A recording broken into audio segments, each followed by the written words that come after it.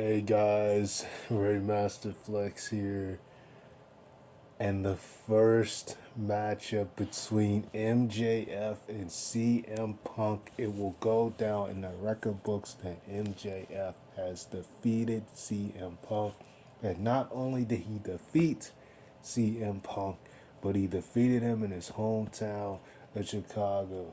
Guys, this match right here, it's a lot to say about this match. Technically, he beat him not once but twice as the match had got restarted because the ref caught that MJF had some type of strap he was using to choke CM Punk. He caught him throw it out of his hands.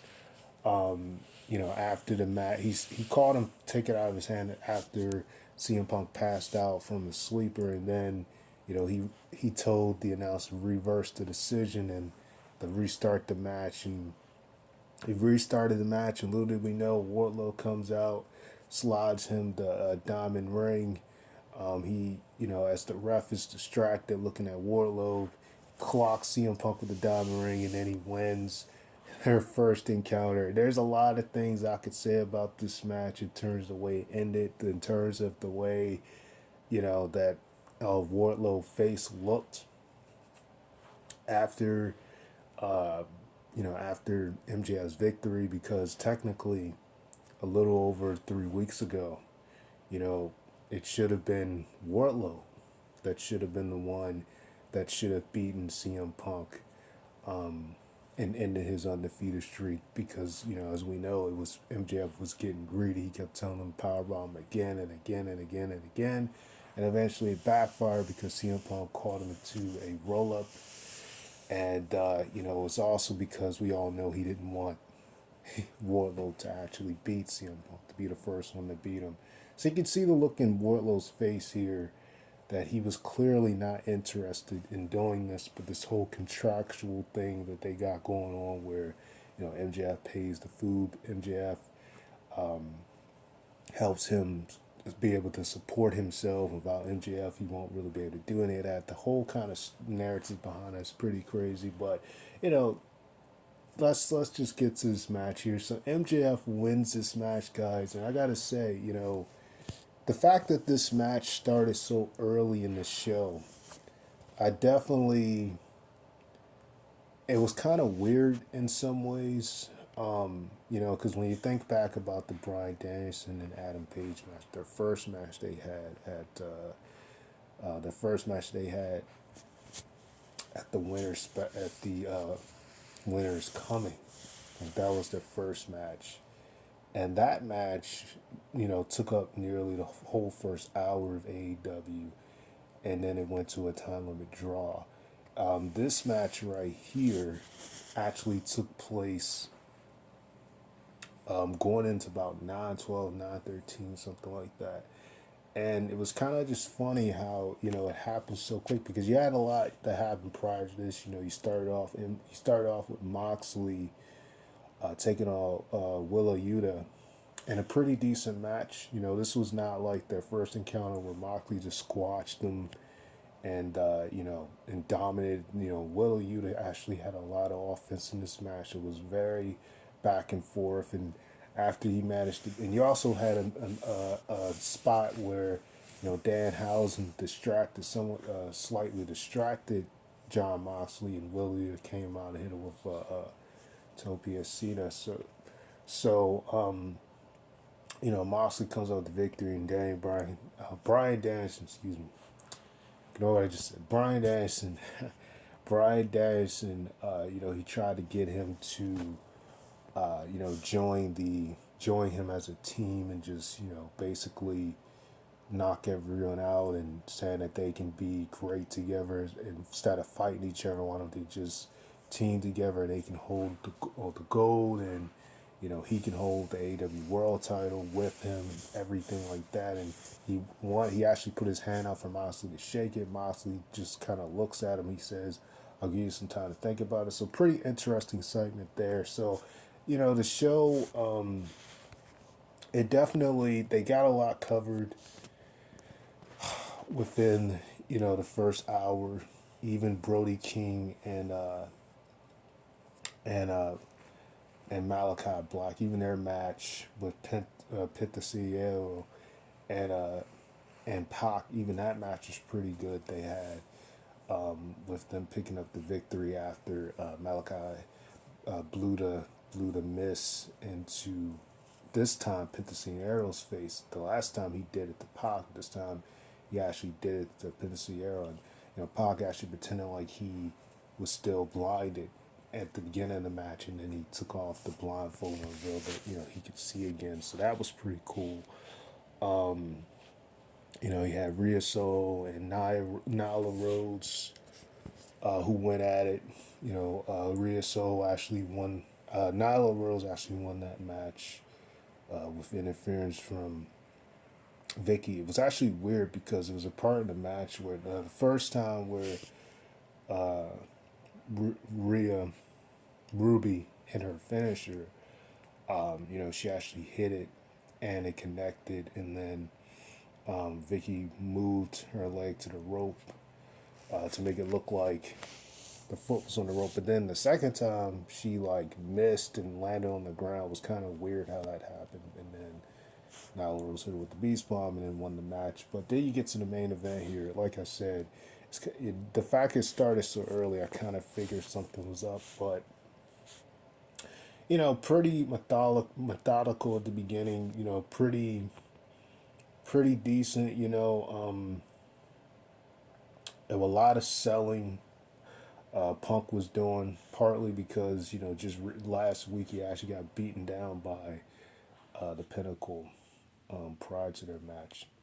MJF himself didn't lay a finger on Punk, but he did get beaten down by the Pinnacle, so he kind of was selling that because very early, it didn't take long for his arm to be hurt and things like that. And it was actually funny because MJF tried to run from him at the start of the match. He tried to, he sucker punched him at the start of the match. He actually ran all the way out tried to run to where the fans were through a barricade, and Punk chased him and, threw him back in the ring. So it was a pretty interesting way to start the match, especially since this whole build-up, this has been going on since November. So, ever since the night after Full Gear, 3 nights after that, it's been going on. It's been a pretty good build-up.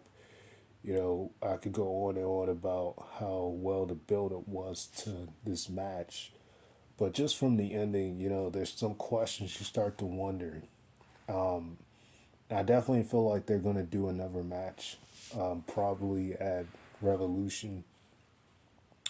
But just based off the way that Warlow's face looked and just kind of the slow face turn they got for him, you start to wonder if that's going to be, if they're going for a rematch, you start to wonder if that's going to be when Warlow just snaps, if he accidentally costs MJF the match and then MJF goes off him and it really essentially starts his face turn, because they've been building this for so long that you start to wonder.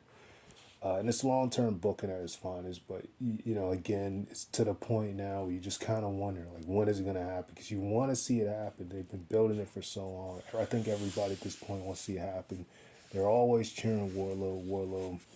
So much so that Sean Spears always, like to take the thunder away from him by clocking the jobbers he beat with a chair all the time. So there's definitely something there, but just to quickly go through the match, like I said, pretty engaging match here. A lot of spots where it was just, a lot of selling with the arm, with Punk, with, MGF targeting the arm. Punk actually, hit his Suicida early in the match. He actually had a fan who chopped MGF's chest, grabbed him and chopped into the chest. I thought that was pretty interesting because technically that would have been a DQ, but he had a fan chop his chest. I thought that was pretty interesting how they set that up. But as far as spots in the match, some pretty interesting spots took place. Punk managed to hit his elbow drop. First time he tried to go for it, he actually, MJF countered, but then later on in the match, he hit it. He went for this move called the Avalanche, something. I don't remember the name of the move, but Apparently, he used to use this move back in the day. I'm sure he probably used it when he was in Ring of Honor. Because I'm still kind of learning about that company, and the history behind it. But I'm sure he probably used it back then, and maybe maybe even when he was in the WWE. But I can't say I've seen him use that in WWE. But like I said, it was pretty crazy how he hit that move. He actually also hit this. It was kind of like a poison Lana, but the way he landed was kind of awkward. So definitely, this match definitely worked. It was really back and forth. MGF, looked really good in this match. He actually had Punk in submissions quite a few times. Like I said, the first occasion they locked Punk in a submission, Punk actually passed out. The ref stops the match, then he sees that he had a belt with him, and the crowd was just living. Like, the crowd could not believe that was a finish. Actually, for a second, I thought that was a finish. Then I had to remind myself that they actually did a similar finish at All Out last year when MJF, when it looked like he actually was going to beat Jericho and put an end to his in-ring career. But Jericho put his career on the line, but then the ref seen that his foot was on the rope and restarted the match. But no, this was actually different.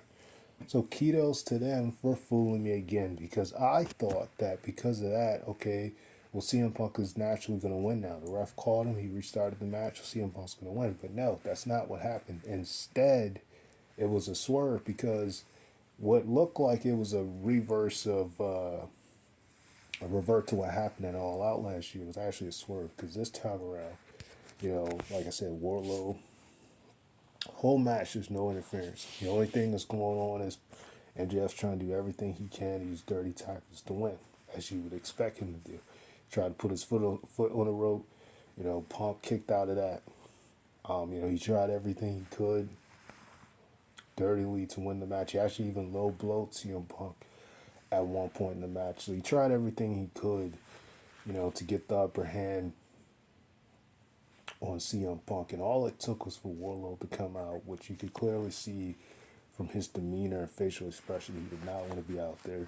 He comes out, basically distracts the refs, secretly passes MJF the dominant ring.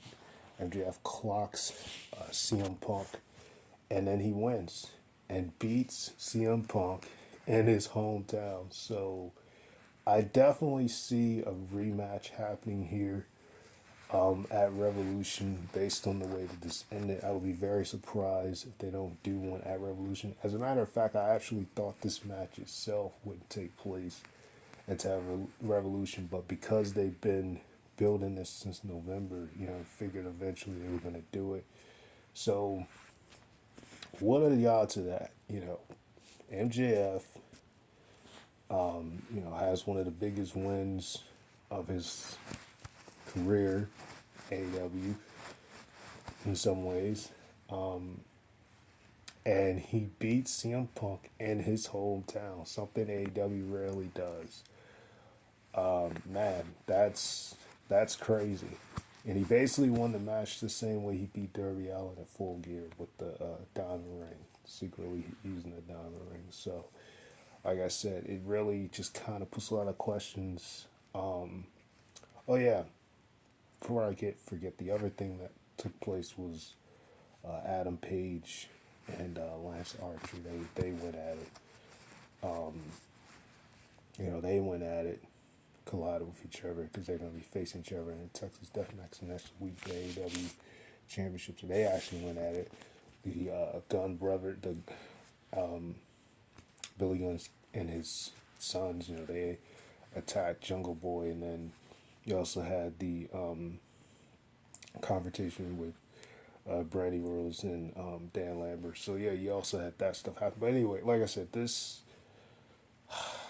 was just, like I said, a really good match. Like I said, it was pretty slow in certain parts of the match, not gonna lie. Like I said, kind of methodical. Maybe one of the reasons is because again they had, Punk selling out with the arm, selling out with the knee, and then when he actually landed that move on it's like a poison ref. I been able to move. When he landed that on MJF, then he started selling his neck. So, at some points in the match, they were just kind of laying there. But, it really started to pick up towards the last few minutes. So, would I say that this first match between them was like, great, like amazing or whatever? Well, it was really good. I wouldn't say it was like mind blowing or anything like that, but it definitely in the storyline, in a storytelling perspective, was really good because the whole story behind is MJF had been ducking, been trying to do everything he can to run away from CM Punk, and CM Punk finally gets his hands on him. And they never touched that whole time. They were building up this. They got in each other's faces multiple times. Even last week when they beat up CM Punk, he sat on CM Punk and did the same sit down CM Punk does, which is symbolic. CM Punk did that, multiple times. Most famously when he did his pipe bomb, but you know, we've seen time and time again they got each other face, but never encountered. Even when they had that 6-man tag, when Punk got in the match, MJF ran and hurry up and tagged himself out with the Sting and Darby Allin thing. So, they never locked horns until now. So they definitely built this nicely, and the match delivered in that aspect. So you got MJF gets the first win, and yeah, man, I'm real interested to see where this goes from here. So I just wanted to talk about this match real quick because I thought that it was kind of crazy that they went at this route. But at the same time, I guess I can understand why they did it, and it's just going to be interesting to see how things go from here. So that's pretty much it, guys. Sign off here, Master Flex. Like, comment, subscribe. Talk to you guys. Peace.